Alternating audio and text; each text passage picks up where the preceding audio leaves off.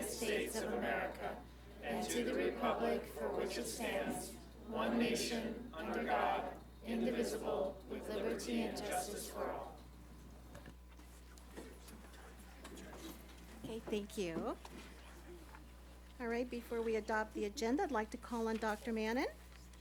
Madam President, there is a change. There's an addition to 18.2 Certificate of Human Resources, and you have the additional package. Okay, thank you. So I need a motion and a second to adopt the agenda as corrected. We adopt the agenda. Okay, all those in favor say aye. Aye. All those opposed say no. Okay, motion carried.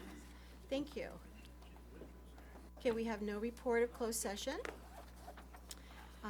We're going to move on to recognitions, which is the Rotary Clubs of Torrance, UCLA versus USC tailgate dinner.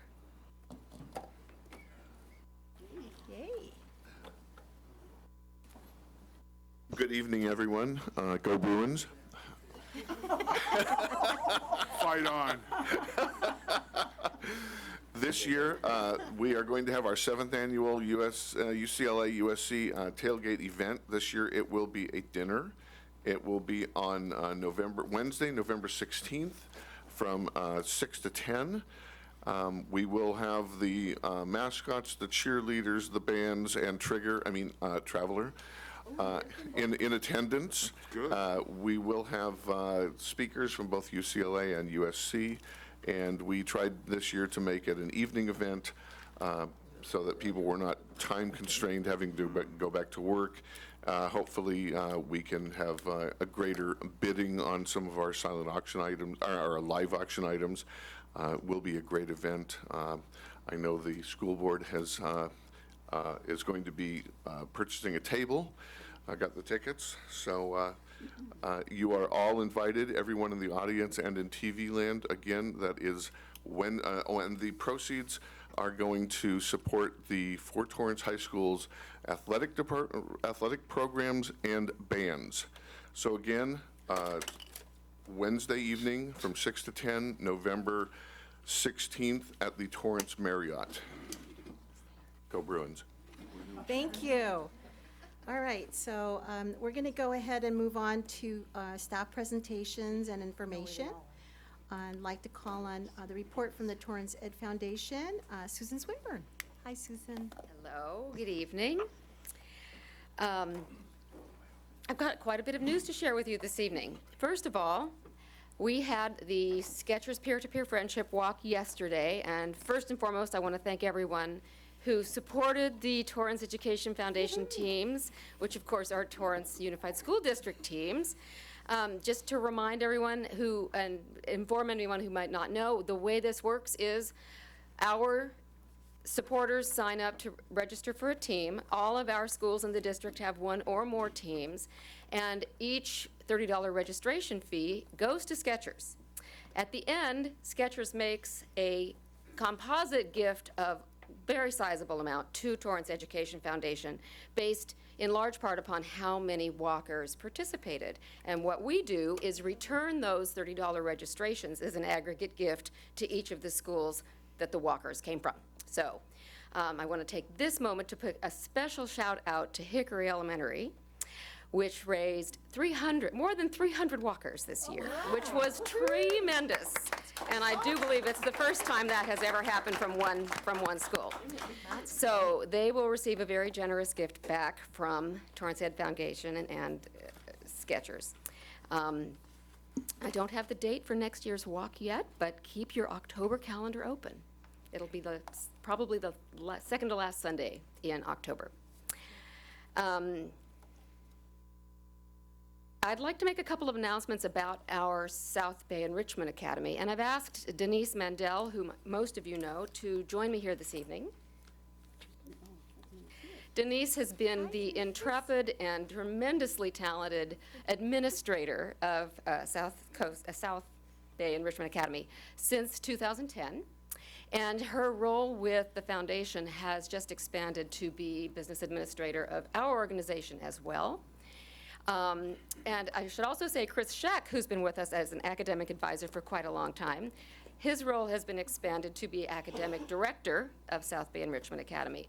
We're in the process of reviewing all of our relationships and our potential interior improvements, and looking at ways to be more effective, partner more directly with the district, and also serve the students in the district even better than we have been, including looking at online opportunities and other creative ways that we could be of more help to the student body here during summer months.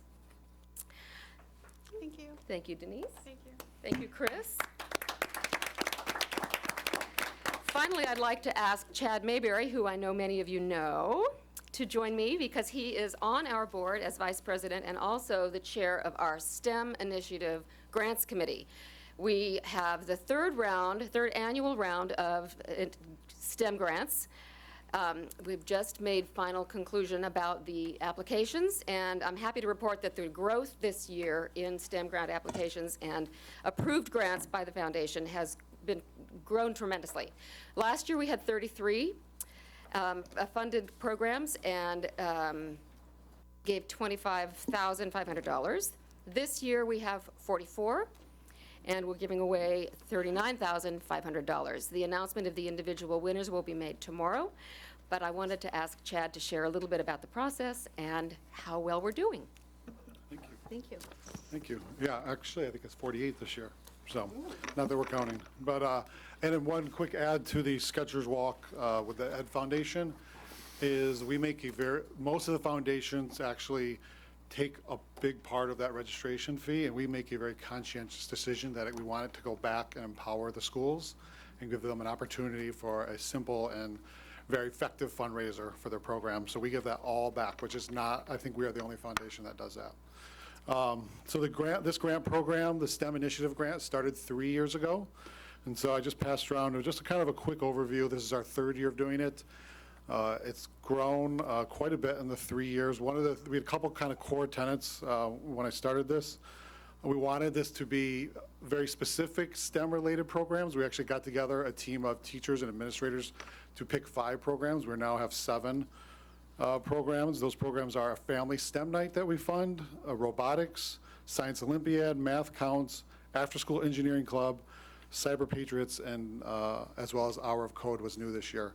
And one of the reasons we do that is we want to promote that collaboration within there, but we also want to keep it simple and show and so that those core programs can grow. So it's not 20 sort of programs going, but it's 5 or 6 or 7 doing very, very well. And as you can see from that first chart, we had one family STEM night that we know of 3 or 4, well, actually 4 years ago. And now we have 17 or 18, I think it is, scheduled for this year. Same thing with robotics. There was, I think, 2 or 3 clubs right before we started, and now we're up to 10. This year we also had I think we had 10 of the 17 elementaries apply and receive grants, and all eight middle schools received at least one grant, as well as at the high school level, 3 of the 4 high schools received a grant. So we're seeing tremendous growth. And we think some of the reasons for that is because of these core programs, but also the application is very simple. It's a 1-page application that takes probably 5 minutes to fill out. And so you think of our teachers are always working many, many hours. And so we wanted to set this up so that it was simple, and those who run programs really well may not necessarily be fundraisers. And so these grants are, depending on the program, $500 to $1,000, and they're meant to be essentially startup costs. So it might be registration, it might be supplies, it could be a small piece of curriculum for the after-school club. So the teachers don't have to worry about those very basic things. It can just do what they do well, which is run a program and work with kids. So this year we saw, like Susan talked about, we saw a tremendous jump. And you can look and see the growth on those charts from high schools as well, and from elementary, middle, and high school. And then we ask them when they apply, we ask 2 things: that they spend the money and what they say they'll spend it on, and that they invite us to the event. So there are some notes on that chart on the events to make you all aware of it. And then we also ask them a question, one of just a couple questions that are on there. How many people do you think this will impact? Kids, adults? There are some that it's a program for 10 kids, and there's some that's a family STEM night that might have a few hundred people there. And based on what they put in the applications, I added all that up, and it's about a little bit over 6,000 people impacted by this in the scheme of things, not a large amount of money. So we're very excited on the impact of these programs and their continual growth, and we just want to take a few minutes today to share that with you. So, thank you. Thank you very much to the Torrance Ed Foundation for their generosity in these grants. They continue to get bigger and grow, so that's a great opportunity for everyone. Thank you. Mrs. Reagans? Yeah, actually, I had a question for you, Chad, before you leave. One of the things I noticed is that there's familiar names on this list from previous years. Have we found a way to sort of tap into the expertise of those folks who do get the grants on a repeated basis to help other folks write grants and have ideas even about what sorts of things to submit? Yeah, we send out, with this list, we send it out to everybody so that they are aware of who else has that similar program. What's nice about it being a limited amount, it's very easy for them to connect, and the schools often some of them are already obviously very connected already, but we send this information out to everybody who receives a grant for that exact purpose. Okay, that's a good start. Thanks. Thank you. Cool. Thank you. Susan's here. Okay. The last thing I want to share with you this evening is that last time I was with you, I teased you a little bit about what you do on New Year's Eve. And I want to let you know that there will be a party in Torrance on New Year's Eve that we invite you to join Torrance Ed Foundation at. We are going to have a dinner at the Doubletree in the Penthouse and celebrate the turn of the new year. So you'll be hearing more about that from us, and tickets will be on sale soon. Mrs. Reagans? Yeah, before you leave, I just wanted to bring to your attention, which I know you know, that there's a resolution on our agenda this evening proclaiming November 2016 as Torrance Education Foundation Month. So it's very apropos that you're here and that you're having such wonderful things happening. Thank you for not letting me forget that. Yes, I should have said, we are very grateful for the resolution and looking forward to having a very successful month in November, when we will be reaching out actively to members of the community to learn more about what Torrance Education Foundation does for our community and our students, and to join us as new members. Thank you. Great, thanks. Thank you. Okay, so we move on to the report from the Torrance Council of PTAs. Michelle von Lebergy. Hi, Michelle. Hello, good evening. My Red Ribbon Week chair could not be with us tonight, so I am going to read what she planned on reading to you. Thank you, Madam President, board members, Dr. Mannon, and cabinet members. I am here this evening to promote the significance of Red Ribbon Week in our schools and community. In 1985, the DEA agent named Enrique Camarena was kidnapped and tortured to death while working undercover. In memory of his battle against drugs and alcohol abuse, friends and neighbors began wearing red satin ribbons. It wasn't long before parent coalitions were formed and wearing the red satin ribbons as well. Research shows when we educate our kids about the risk of legal and illegal drugs, they are less likely to use and or abuse them. This year's national theme is YOLO, You Only Live Once, Be Drug Free. I'd like to thank the Board of Education for issuing a Red Ribbon Week proclamation, our Torrance PTAs, schools, community departments, and members helping to educate our youth about the danger of using both legal and illegal drugs, and to our Torrance police officers who will be visiting our schools as part of the Red Ribbon Week activities. Great. Thank you. Thank you. Okay, thank you, Michelle. And that's why I'm wearing red today. Oh, nice. Okay, Mrs. Reagans. Yeah, I just wanted to make a comment that it affects our students in our schools, but actually the community is aware too. Even my husband, who's somewhat oblivious about things going on around him, we were driving past a school, and there were a group of people out in front Sunday putting red ribbons on the fence, and he goes, "Oh my gosh, it must be Red Ribbon Week." So even he was aware of that and the significance of it, so it reminds everyone. So thank you all for doing that. Yes. Okay, we move on to the report by the student representative and recognition. So on the 15th, we had our homecoming dance, which was very successful. A lot of kids came and we had a fun time. The only thing we're working on right now is on the 31st, we have a Halloween costume contest. So right now we're working on that. Great, thank you. Well, I understand that this is your last evening with us, And I have a certificate for you of recognition, and it reads, Jehi Yes. An is awarded the certificate for West High School, student representative to the Board of Education, first quarter 2016-2017. So you want to meet me over here so I can give this to you?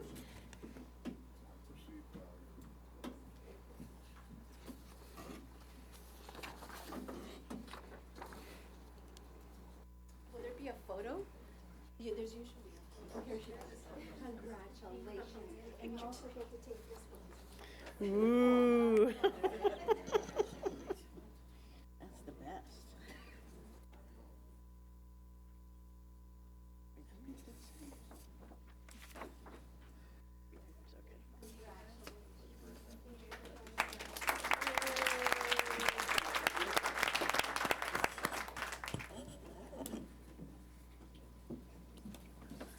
Need a sign?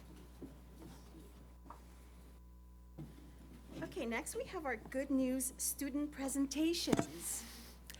Thank you, Mrs. Deutsch. It's my pleasure to introduce 3 of our student leaders from 3 of our wonderful elementary schools. Let me start off by asking her to come up. From Hickory Elementary School, Ashley Anderson, please come on up. Let's give her a round of applause, everyone.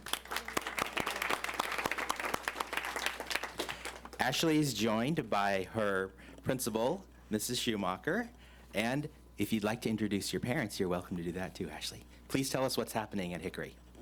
Good evening, school board members. My name is Ashley Anderson, and I am a 5th grader at Hickory Elementary. Hickory is an amazing place. At Hickory, all the students get access to technology.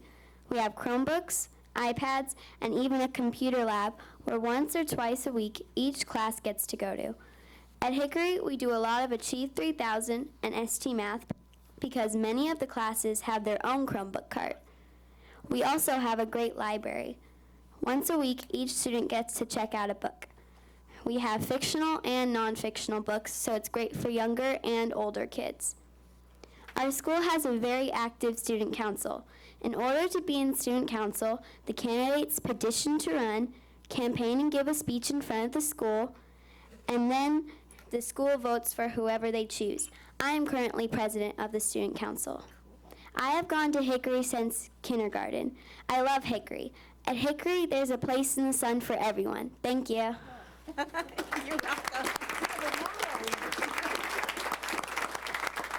Love it. Next, from Torrance Elementary, Jacob Martinez, please come on up.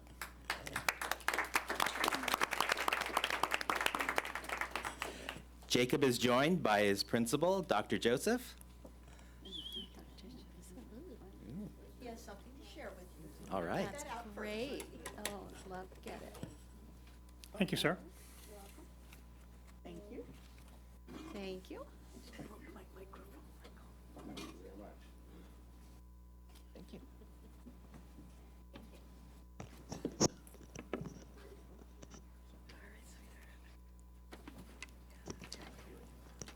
Hi, my name is Jacob Martinez. I'm a 5th grader at Torrance Elementary School.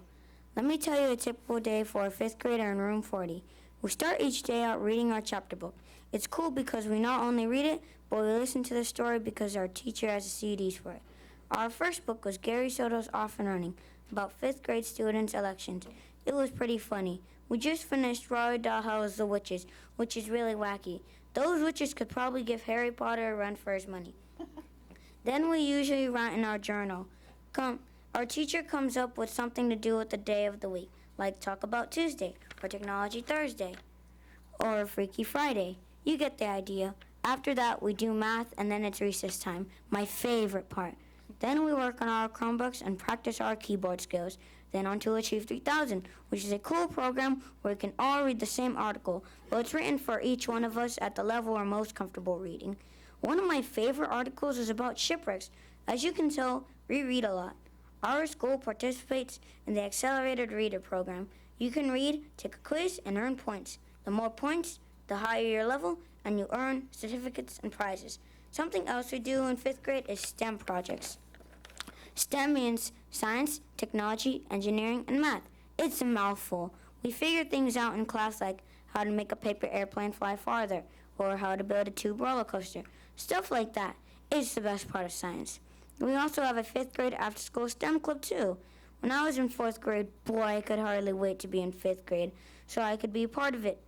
You get to build bridges or a moon lander and test them to see if they work. Being in 5th grade at Torrance Elementary is pretty cool. You should come by and see us sometime. Thanks. Thank you. Good job. And finally, from Wood Elementary School, we have two of their student leaders, Bella Mendoza and Jenna Van Swearingen. Please come on up. And the girls are joined by their principal, Dr. Johnson. Good evening. My name is Bella Mendoza. And I am Jenna Van Swearingen. We are 5th graders at Wood Elementary. We are here to share with you how great our school, Wood Elementary, is. This month of October is a busy one, full of fun and opportunities to show our woodchuck spirit.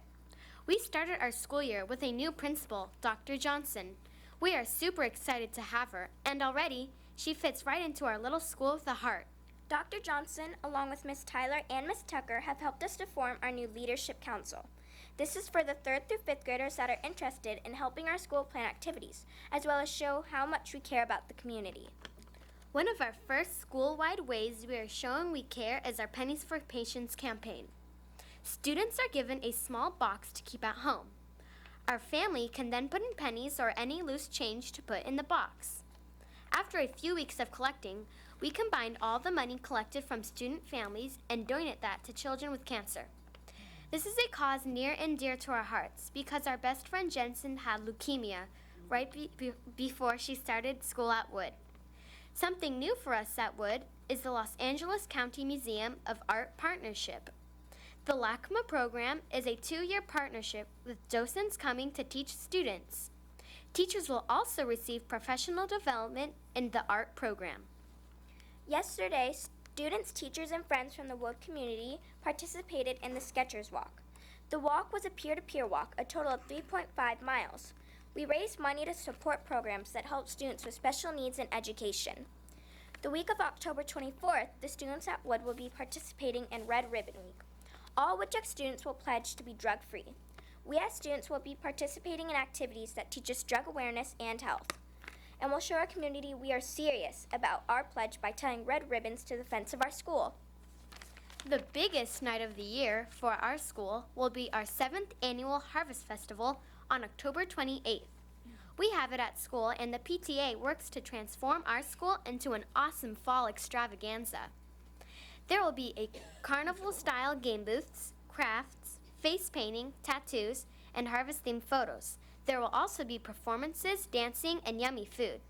It's our biggest fundraiser of the year, and it's not to be missed. It helps fund field trips and supports the curriculum by giving money to teachers to use for student learning. October ends with our annual Halloween parade. Students come to school in costume.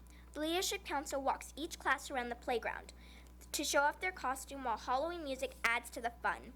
There is a costume contest with the winner from each grade. There is also a contest to guess the weight of a pumpkin. It's super entertaining. We all look forward to it. And families come to show their support for the students. It will be Dr. Johnson's first Halloween parade at Wood, and she is in for a treat. We both have been at Wood since kindergarten. As 5th graders, we are looking forward to making this last year at Wood our best. We'll be sad to leave our school with a heart, but our 5th grade teachers have already been working hard on preparing us for middle school. We have both been student leaders at Wood for a few years now, and participating in all the activities has made our school feel like a second home. We hope we've given you all a good idea of how much the students are proud of being woodchucks. Thank you very much. Thank you for coming and for informing us of your schools. We always love to hear about all the good news. And right now, you are more than welcome to be excused because it's a school night and I'm sure you have homework. But thank you again.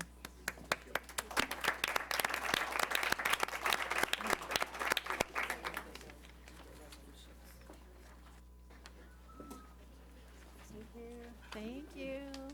Bye. We have homework too. Okay. Okay, so now we're going to go ahead and move on to our public hearing. and I have a statement to make, an opening statement. This is a duly noticed public hearing for Educational Code number 60119, 1240.3, and 42605 regarding the sufficiency of textbooks and instructional materials for the 2016-2017 school year. Any interested persons are now afforded the opportunity to be heard. Okay, seeing none, since no majority protest has been filed, this hearing is now concluded and the board may now consider the sufficiency of textbooks and instructional materials for school year 2016-2017. Right. So now I go to oral communications on scheduled hearings, and I have 1, 2, 3, 4. Instructions to the public. The Board of Education welcomes input from the public in order to discuss district business in an orderly manner for the privacy and safety of the speakers and to help staff respond more directly. The board policies require that public presentations to the board comply with certain procedures, including 1, speakers to non-agenda items may address only items that are within the subject matter jurisdiction of the board. Time allotted for such presentations is limited to 3 minutes. Total time allotted for public input on non-agenda items is limited to 30 minutes. Number 2, a speaker may not relinquish his or her time to another. 3, when addressing the board, speakers are requested to state their name, address the president from the podium, and adhere to the applicable time limits.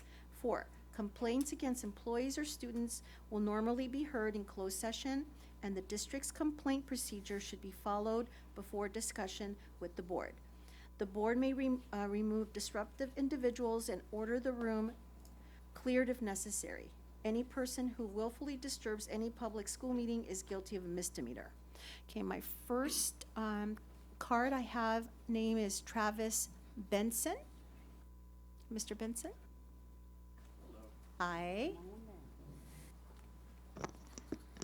Dr. Mannon, Dr. Stowe, Ms. Deutsch, good evening. Good evening. Members of the board, good afternoon, good evening. So I'll start off, everything I was taught in school is who, what, when, where, why. So I'll kind of go in a similar fashion for us tonight.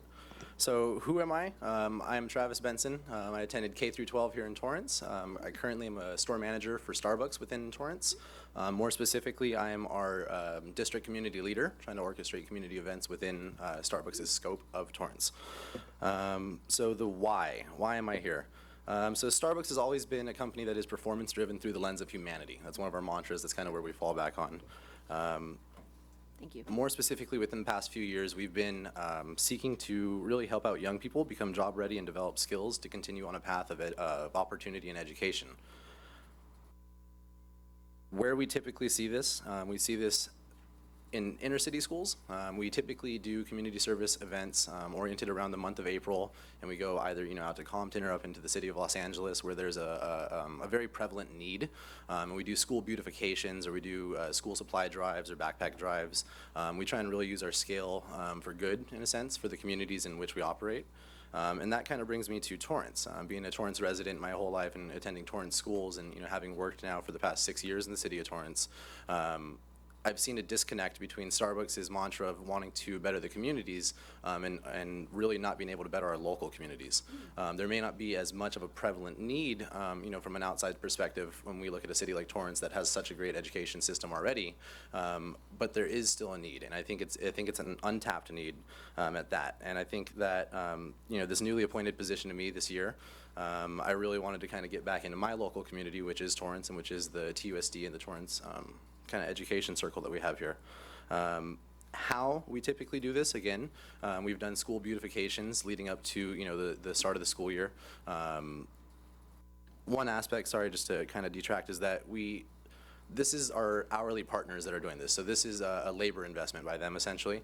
It's all done off the clock, and there's not really any proceeds that we have to do this, but rather it's the goodness in our hearts, and that's kind of what leads us to do this. And with that, so, we ask our partners that if they can, at least attend one event per year, if not, attend multiple or create events even that we can attend together.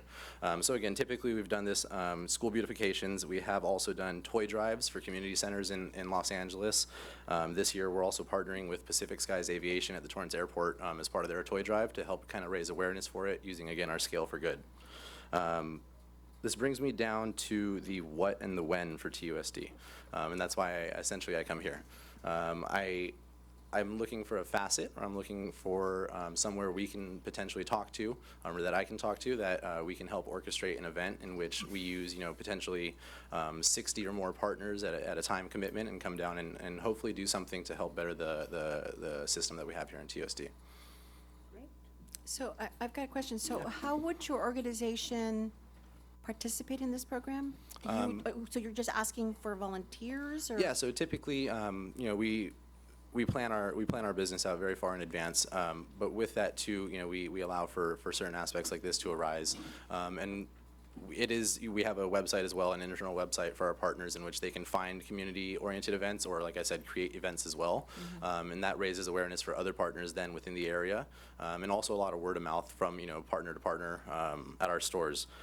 So typically, yes, it's all word of mouth after one person has started an event or created an event, and then all the partners will usually come down for roughly we've done 4-hour segments, of some kind of beautification or a painting session or something like that. We have also done longer sessions in which there's a bigger need and we bring in more partners, and typically we have an overwhelming attendance rate compared to what we expected or what was envisioned of us. Okay. Well, thank you. Thank you very much. Thank you very much. Mrs. Reagans? Yeah, actually, I was just trying to, so who in the school district should we refer this young man to get some feedback and some guidance as to how to become involved in TUSD? Okay, so we have a public information officer, the lady who was here taking a picture. She's probably hiding around the corner. Tammy Khan, yeah. who is actually our community contact. So we'll make sure that you and she get in touch. Okay. I'd met with her before over this. We weren't able to find essentially an event of the scope. There she is. One thing that we've also typically done is coffee donations, and that's kind of where we had came to with that. But we're still looking for, like I'd said, essentially what can be a bigger event or a partnership even moving forward with the school district. And you're looking for large sort of school district-wide events rather than, like they were talking about a harvest festival at Wood Elementary School. Yeah, and that would be be the kind of thing that you might want to get involved in? I think with the scale that we have, our district spans 15 stores in Torrance and encompasses, approximately 300 to 400 partners or employees within the city of Torrance, most of which are residents as well. So typically when we have these, local community-oriented events, we have a really good turnout. And with that, and again, due to kind of how much planning is involved around this, even coming from a business world still, multiple events is not really ideal, but rather one big unified event or one annual event would be much better. And typically it's been done with organizations like City Year, almost like those after-school clubs that also help with the school beautifications. So typically there's been a partner, and this is where I'm having my disconnect is essentially trying to get in or trying to find someone who is willing to help organize or help let us help organize an event as well. Okay, and actually, so just one last thing. Yeah. Two of the people that spoke this evening with Torrance Education Foundation and Torrance Council of PTAs are organizations that have tremendous needs in terms of volunteerism, so they may be people that could connect with you too. Duly noted. I did know of the PTA and PTSA. I did not know of the Torrance Education Foundation, and I made notes of that after I heard them speak, so definitely we'll reach out as well. Thank you. Okay, thank you. Okay, so we're going to go ahead and move on. Mr. Michael Radke.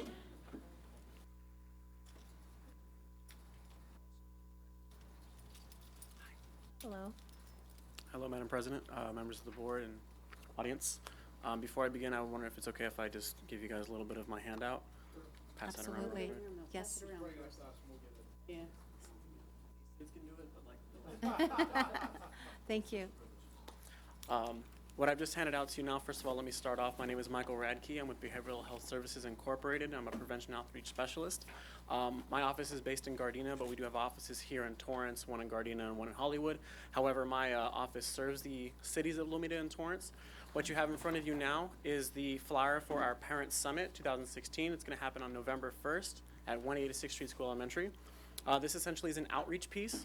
It's free to all parents, and it's built to build up parents to raise and strengthen the family structure. That's why it's reinforcing yesterday to build tomorrow. And so what I'm here today to do is not only invite you formally to this event, but also through your ways and means and channels, email blast this, send it out. If you want information from me in regards to the PDF version of this to get more people involved, we would love that.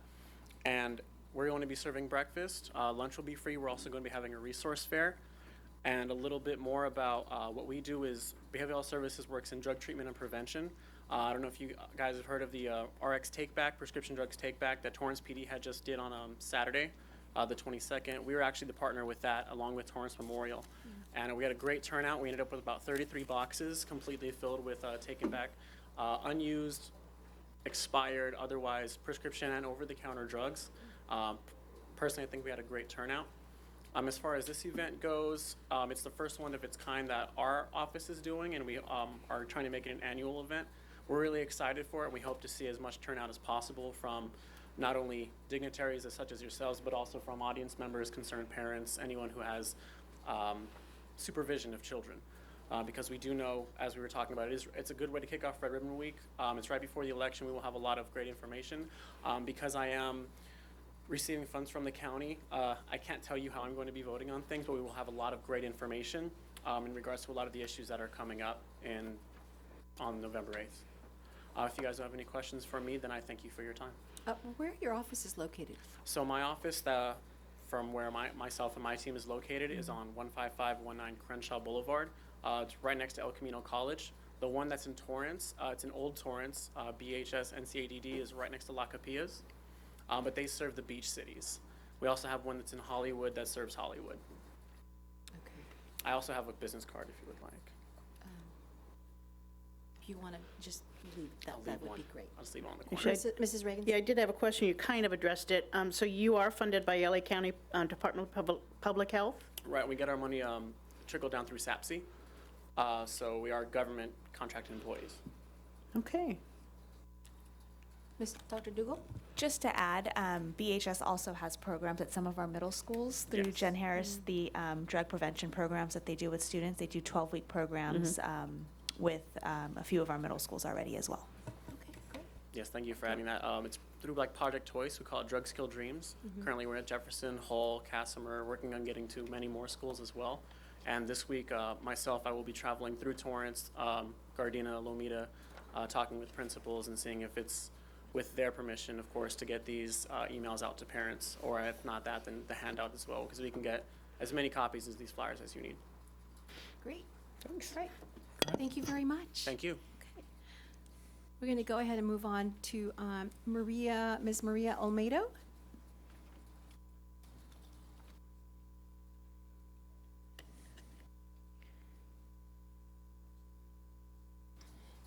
Good evening, board and community. My name is Maria Olmedo. I am a parent at one of your middle schools. I'm here to state a concern for my daughter's and other children's well-being. Friday, my daughter was turned away from receiving a meal. My daughter formed in the lunch line on October 21st, as usual, with a lunch in her hand, which was taken away because she did not have no money in her account. I had not received a notification prior stating that she was missing any money in her account. My daughter went hungry, and she had a test that afternoon right after lunch. And in the middle of the class, the teacher did notice that she was not doing well. She did have a headache and she felt lightheaded, and she was sent to the nurse's office. I did receive an email around 2:55 Friday evening stating, in fact, that my daughter was turned away due to a mistake I made on the meal application. Nowhere in the parent manual or website does it state that a child without lunch funds will be turned away. No child should be turned away to go hungry where they become ill or they lose focus while they are learning. Please review and revise your policies if in fact there is something that states that they are to be turned away. Maybe providing an alternative meal. And I understand that it may be a loss for the district if they were to pay for the meal for the day or whatever, but I would have not had minded to pay the next school day what was owed from that Friday. Maybe even if she was offered an apple and milk or something to kind of sustain her until the end of the day. Please do not allow another child to go hungry. Every child is growing, whether they're in elementary, middle school, or high school, because they do lose focus. And to have to deal with my daughter with her massive headache and feeling lightheaded, she couldn't even eat or she tried to. She just did not feel well, and I gave her some aspirin to make sure that it would go away. But she took the afternoon where she had to sleep for maybe over an hour just to kind of recuperate from that headache. I did speak to the vice principal at this middle school. She didn't have any answers. I did speak with the nutrition office today, and I also spoke with the, because I was not getting any answers. And I know today, as a matter of fact, when I did go to the school, there was another child in that office that was also turned away from receiving a meal. And I don't think it's fair for the child. I understand that I made a mistake on an application, but I think that she should have given an opportunity to receive, being that it was the first offense, not be turned away from receiving a meal. So I would like, I don't want to say the school. I don't think it's fair for them too, as they're looking at stuff. I did speak with the state of California Department of Education. They are the ones that are guiding me through this process, because I just don't, it's not just my daughter, it's many other children here in Torrance. So. Thank you, Ms. Olmedo. I've got a question. Would it be for Dr. Dougal regarding? No, that's me. Dr. Stowe, would you like to address? I mean, it's not very typical that we would deny a student a meal. It does happen, and I'll follow up with you. Lisa Woodbury, our food services, nutrition services director, and I have been speaking about what is our policy. Our policy is that we allow students in the elementary school to go negative up to $12, but at the middle and high school, we don't allow them to have a negative balance. And so it really is up to us as a district to set what the policy is, and we've been exploring with other districts locally and throughout the state what they do so that we can talk about this. Okay. So our policy does allow in the middle schools and high schools to no, the kid can't have a negative fund, and if they do, they would lose a lunch, right? Correct. Okay.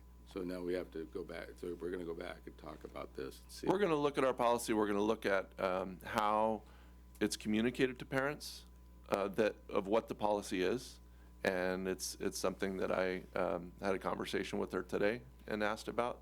I was aware of the situation that occurred today, and so we also, through our online system, we notify the parents via email and typically a phone call as well when their balance reaches a certain level. I think it's $7 or $8. I know that the email goes out to the primary email holder. So this case today that she spoke about is kind of an anomaly, but it does occur on occasion.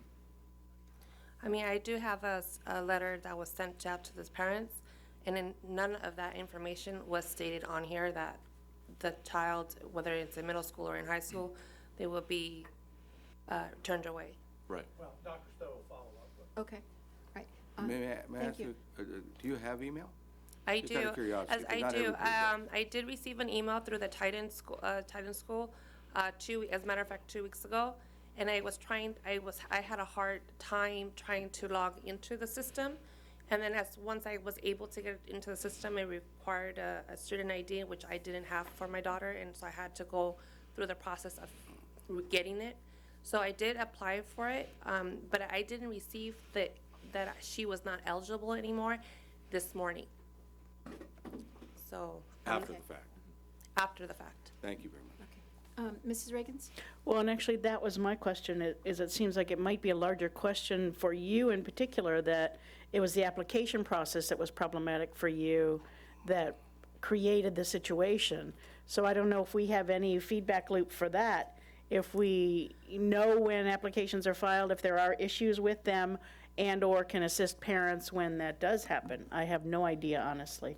Yeah, there's a 30-day window, and again, I've asked, nutrition services for that information, just to make sure we're clear on the communication and transparent with things, and how do we better reach parents And how can to we help provide that them information. fill it out to be adequate and not have these situations happen? And you stated that there was a phone call. I never received a phone call in regards to it. Like I said, I did receive the email about 2 weeks ago. Right, and some email, and sometimes there's a phone call made. One of the communications occurs, not necessarily both. Okay. Thank you, Mrs. Leto. Okay, next we have Julie Schenkel. Good evening, members of the board. I'm Julie Schenkel. I am the TTA representative to the CTA State Council.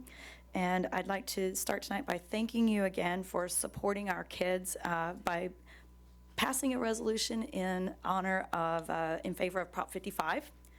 And as you know, it's only one of 17 propositions on the ballot. And if there's only one that you remember, just remember to vote yes on 55.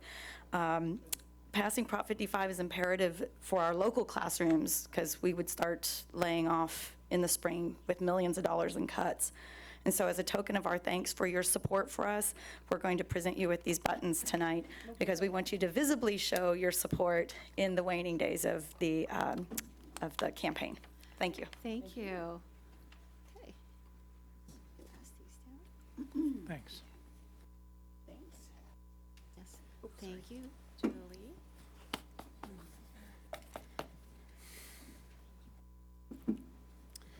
All right, so we have no further unscheduled hearing or communication items. We're going to move on to item 12, which is discussion action items.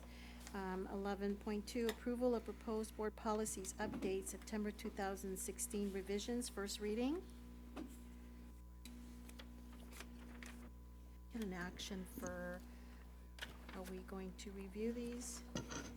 I'll make this is the one where you make the motion to approve and to waive for second reading. Second. Second, okay. All those in favor say aye. Aye. All those opposed say no. Okay, motion carries. Okay, thank you.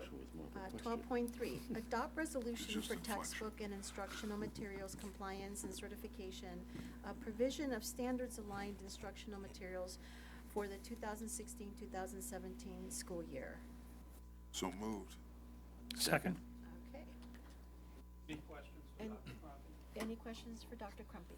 Yeah, it's all compliance. We are in compliance. That's all that This matters. is a Williams type. This is a Williams by law that we do annually to ensure we have textbook efficiency for all of our students. Okay, great. Thank you.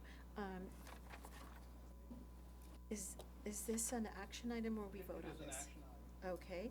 All those in favor say aye. Aye. All those opposed say no. Okay, motion carries. Thank you.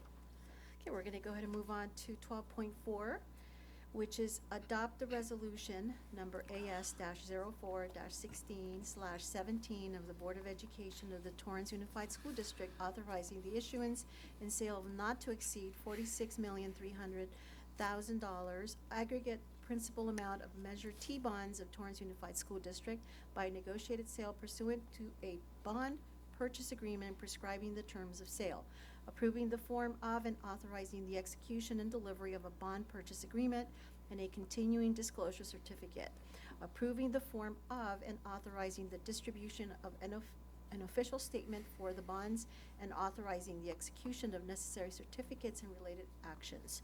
Dr. Stowe. I need to make a motion to approve. Okay, yes, I need a motion and a second, please. So moved. Okay, second? Thank you, President Deutsch. We've got Randy Merritt from Raymond James and John Isom from Isom Advisors. Raymond James will be the underwriter, the bond underwriter on the project, and John Isom is our financial advisor.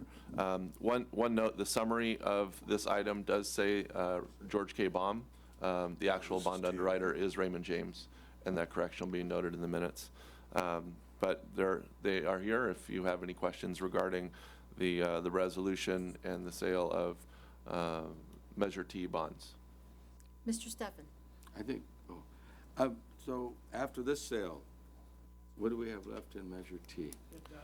This is it, that's what I thought, this is the final. There will be two the technology. issuances, and Okay. this is- Technology. with the exception of the technology money, which is $5 million every 5 years. Right. So they will go out 2020, 2025, 2030, 2035.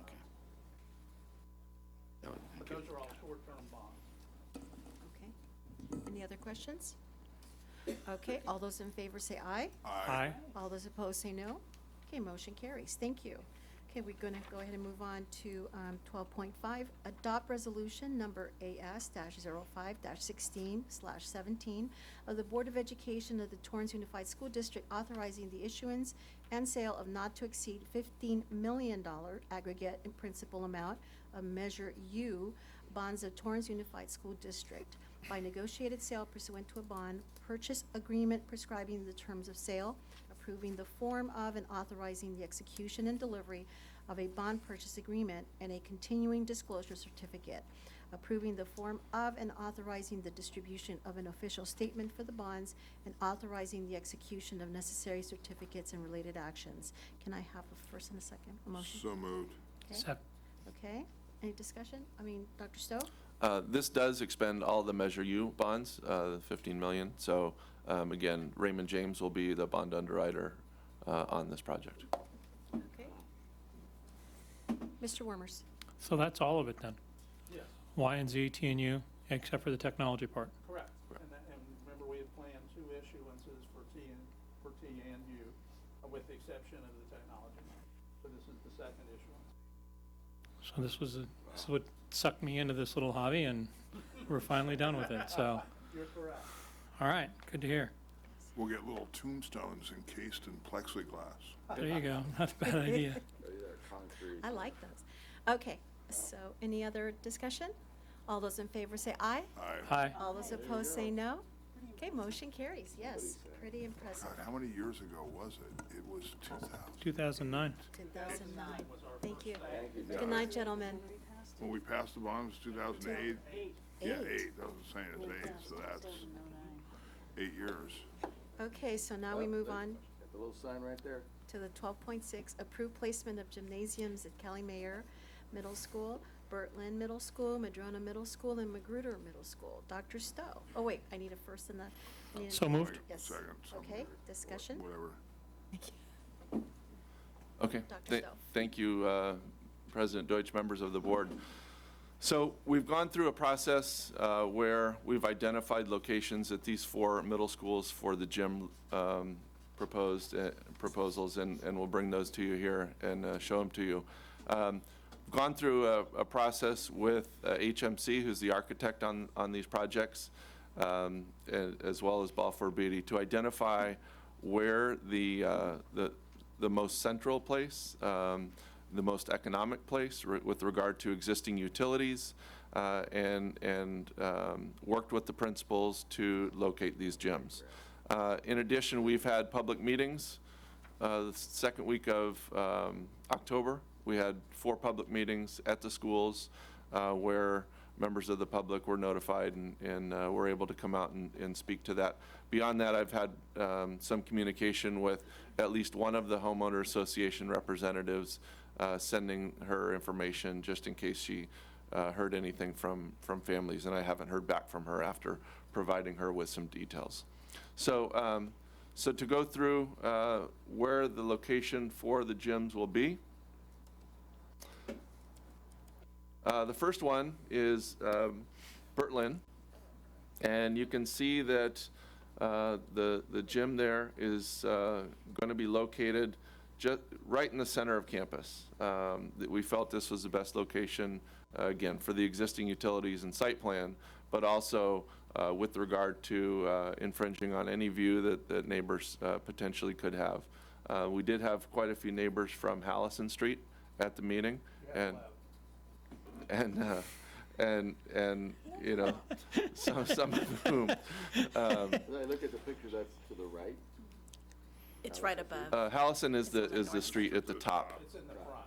Right, it's to the north of the school. We And could so- put it out there if they want it there. Say again? We could put it out that way if they want it there. Right, no, and so, so there's the location for Bertland. We're gonna kind of go through these all at once, and then if you have questions for Angel from HMC, then she's there. The second school is Madrona, and you can see Madrona, this is being placed in the front of the school. We are going to be able to preserve a number of those trees out front.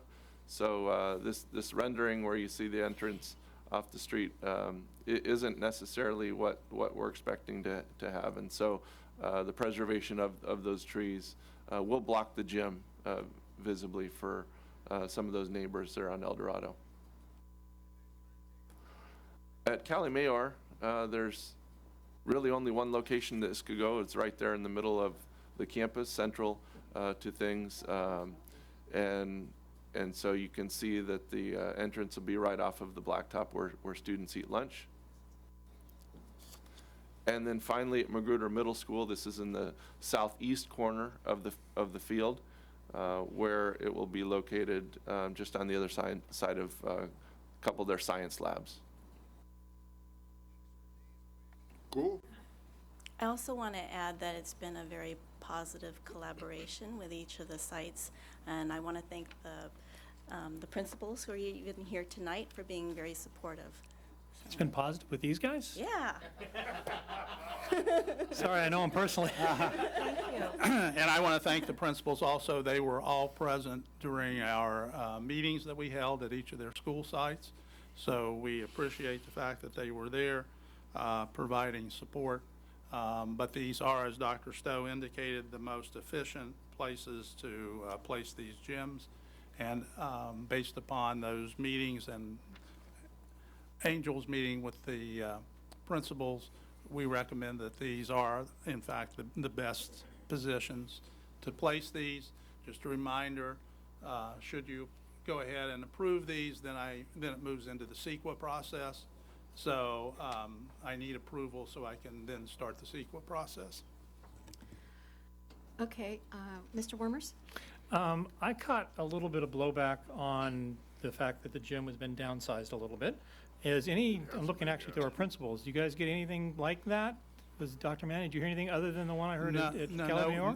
No, we didn't. What we actually got from all of the 4 principals that are sitting there and PE staffs at those school sites, they're appreciative to have a gym. Yeah.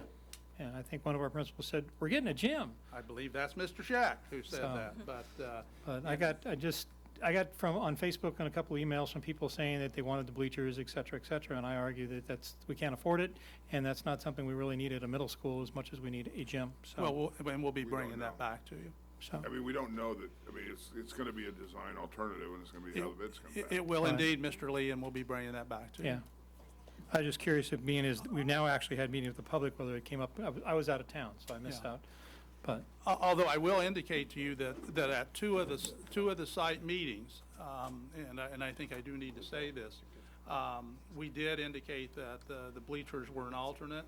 We did not think actually that we could financially put those in, but I wanted them to know that at 2 of the sites, the neighbors that came were outspoken. They like having the gym. They think it's a positive for the school. They do not want bleachers in those 2 gyms. you can understand why. Okay. Mrs. Reagans? Yeah, thank you. Actually, for my information from the principals, were there parents or community members involved at all in the planning process to get input from them in any way? Are you talking about where it's located? Yeah. We brought it up and talked to our PTSA, Mhm. so they were involved with it to the extent that some of them are associated with soccer leagues and stuff like that. And when you look at my campus, it preserved one of our larger fields, so they were excited with the location.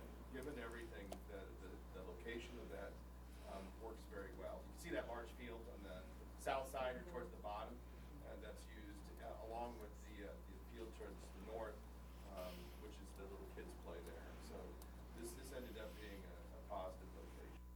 And with regards to faculty, this is the classroom for the PE people. They were involved for months. They're excited about where it is. Especially, they actually think it's a good idea to have it where it is. It allows them to have 3 different areas, 3 different teachers. So they're really excited about it. Thank you. The only one that seems to impinge on residential area at all is the one at Madrona. Was there any feedback from the people across the street? We did have one person, they're fine with it. Yeah. I actually had 1 parent and 5 neighbors, what we ended up with. Okay, that's correct. And the neighbors didn't object to the view necessarily. Their biggest concern was being able to keep the trees to the best of our ability because they like having them for the students, especially during lunchtime. But having said that, there wasn't very much objection to the location. This is one of the schools where the issue would be traffic, if indeed we had bleachers. So this is one of 2 where we did get those comments. Interesting. Okay, thanks. So Thank you guys for coming. Yeah, I have a question regarding Madrona. I mean, isn't there like parking right there right now? No. No? No, it's actually a valet lane. Oh, okay, I'm thinking of the other side. But as Okay. I reminded the neighbors, Right. and Dr. Bannon and Dr. Stowe, as told them, look, I still have 715 students, so even with a night event on our campus or something like that, it's not gonna be the Madrona versus full basketball game. That's still gonna be Torrance High. Yeah. It's gonna be the volleyball game at Torrance High. So the traffic isn't gonna be Okay, great. Thank you. All right, any other comments or questions? Okay, so all those in favor say aye. Aye. Aye. All those opposed say no. Okay, motion carried. Thank you. We get gyms. Yes, get gyms. That's Just a reminder to the board that we now will be in the CEQA process with Dr. Stowe and our consultant, and once we complete the CEQA, then which will take at least a couple of months, then you'll adopt the CEQA report, and she will be here for that. Okay, very good. Thanks, Dr. Mann. Yes, basketball players. Good night, guys. All right. Okay, so. Scared them all off. Okay, so now we're moving on to consent agenda. I'll make a motion to approve consent items 14 through 20, all inclusive. Okay, Mrs. Which ones? Reagans, you wanted to pull? Wait a minute, Gave it a TikTok, we're shot. missing out. Oh, too late. 15.3. I'm sorry, you said 15.3? Yeah, and 16.3 and 4. 16.3 and 4. 15.3 and then 16.3. Okay, I'll amend my motion to approve everything except for that. Okay, I guess. Should we do something? We got Schlegel sitting here. Should we do something about the bonds? Yeah, we have to make him wait. I mean, we Second could, the motion. all All right, those- second. All those in favor say aye. Aye. All those opposed say no. Aye. Let's go ahead and move on to 15.3, approval for teen kids at Edison and Walteria Elementary Schools. I will second that. Okay, Mrs. Reagans. Yeah, I just wanted more information about this. It's a program called Teen Kids Challenge that we are, I guess, participating in conjunction with the Torrance Police Department. I always like to highlight things that we're collaborating with other community organizations. So whoever would know about this, do you have any more information? Sure, I can speak on that. So Teen Kids is actually a nationwide organization that deals with schools and school districts on both coasts and is spreading every year. I believe they've been around for approximately 15 years now. And so basically what they do is they partner with local police and or fire, and in our case, our Torrance Police Department is sponsoring the event at 2 different elementary schools, Walteria and Edison. So basically, Team Kids, the organization comes in, helps lead and train student leaders at the school sites. They decide and review and investigate what are some of the community needs. So it could be animal shelters, it could be blankets for veterans, it could be a wide variety of things that'll help the community. So they basically organize, learn as much as they can, and then eventually they have a carnival where they will fundraise for their local charity. And it's a great empowerment tool for students in elementary schools, and we're looking forward at those 2 schools very much in the next month or so. And is it for select students or for student councils, or what group of students might participate? Any student at the school can participate, but they do primarily look for the student leaders at 4th and 5th grade because they can lift more, make signs more, organize more, and things like that. And it's after school time or during school? Some of it is during school. Some of it is actually during lunchtime as well. Okay, those were all the questions I had. Thank you. So we have a motion on the floor. All those in favor say aye. Aye. Aye. All those opposed say no. Okay, motion carries. Sounds cool. Thank you. All right, so now we move on to 16.3, approval for 3H Hull Middle School to participate in Girls Build LA Challenge. Second.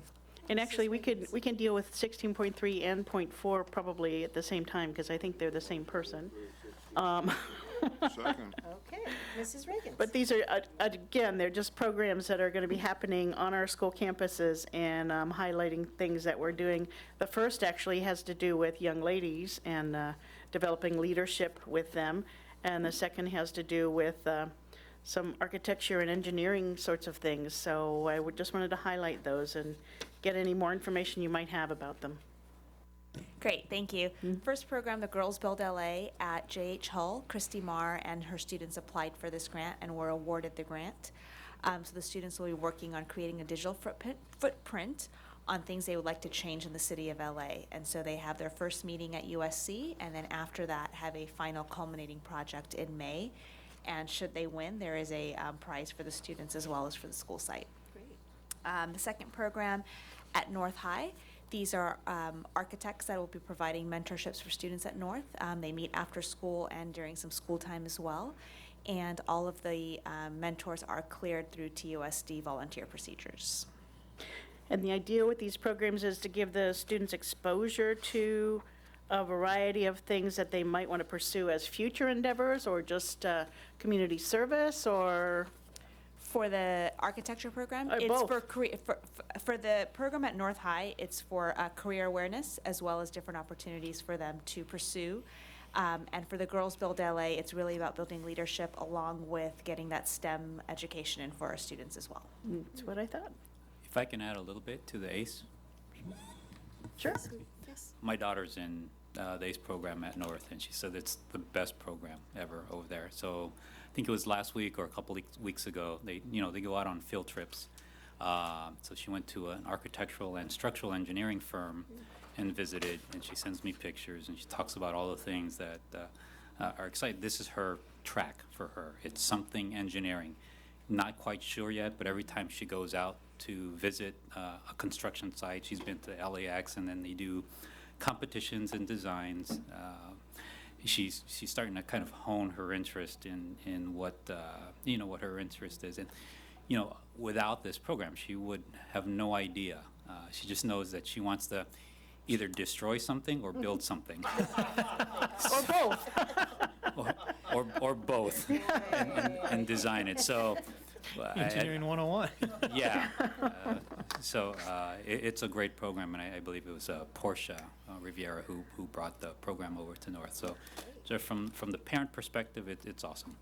So is it sort of solicited from the Project Lead the Way engineering track kids, or is it different students? I don't know, just asking. It could be PLTW students, but it could also be other students that aren't necessarily in that pathway as well. Good exposure. And the field trips, et cetera, are paid for by the mentors? It doesn't actually say that clearly in the item. Is ACE So there's mentors no and or initial North High cost. supplemental Yeah, there's no funds? initial cost for our students participating in the program. Okay. She hasn't All asked right. me for any money, so, Yet. yeah, that'll be next year. Okay, thanks. Thank you, Mrs. Reagan. Okay, all those in favor say aye. Aye. All those opposed say no. Okay, motion carries. Thank you. Okay, we're going to move on to item number 21, which is information, the board calendar, and revisions for administrative rules and exhibits, September 2016. And then we move on to comments from the members, report from the board's representative to the Southern California Regional Occupational Center, Mrs. Terry Reagans. Turned off my mic, sorry. Yes, we did have another board meeting with our routine business before us. One of the things that was new and different on this agenda is, I mentioned the last meeting here, that the superintendent has selected to retire as of February 1st. So the process to follow in order to create a job description at present for SoCal Rock. It's changed somewhat since the previous job description was written. And then to move forward on finding someone to fill that position was discussed actually at length. So we used a lot of our meeting for that. We did have a student and instructor from the automotive program come and speak with us about the resources that they have to offer the students in terms of learning to be mechanics, as well as practicing their mechanical skills. The student who came to speak started as a Redondo Union High School student and took a few of the courses and then continued on as an adult student once he had graduated to finish his certification, which is a common theme I'm understanding from the students that we have come speak with us. The instructor actually is in his 5th year, previously worked for Honda and BMW, was a highly skilled technician who really reveled in teaching students the wonders of fixing cars with all of the technology involved and all the resources that they've been able to get from donations. Aside from that, they've done mock interviews with about 300 folks participating in coming in from the community and interviewing the students and giving them the experience of what that is like. And they are going to be undergoing a WASC accreditation next year, so they're having focus groups, and expect WASC to be visiting in March of 2017. They also, by the way, got the notice that their CTIG grant, their CTE grant, was increased from what the original allocation was going to be, which was kind of interesting, by about $300,000. So it was not insignificant. I don't know if that's something that we can look forward to on our side or not, but I did want to mention that. And that will have to be addressed in a budget update in the next few months. And I think, besides that, that they are already working on applications for more grants and more monies in the near future to try to keep SoCal Rock running. Lots of things happening. Thank you. So any other? Oh, yes, actually, you know what? There are no classified increments for our employees this month, but you may remember that I had lots of them from last month, so it was not that surprising. There were some other resolutions on the agenda that I wanted to highlight. One is that November of 2016 is the California Sikh American Awareness and Appreciation Month, and that November 2016 is American Indian Heritage Month. And last but certainly not least, that I have to get the dates, that November 6th through 12th is the California Retired Teachers Week. So all of those retired teachers out there that many of us know and see around the community, give them a pat on the back and thank them for serving our students and hope that they're having a great retirement because we get to honor them too. And I think that was it. Thank you. Great. Any other comments from our colleagues here? No? Mr. Lee? I was gonna make a motion to adjourn. Oh, okay. I would like to wish everyone a very safe Halloween and also not to forget to vote November the 8th. And on that, I would like to have someone move and second this meeting in adjournment in memoriam of retired elementary school teacher Elmira Murray. Move So to moved. adjourn. Thank you. Good night.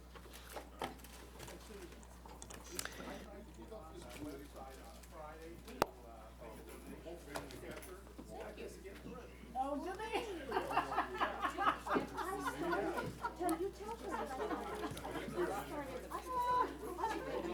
Oh, then take it. It's a $30 coupon.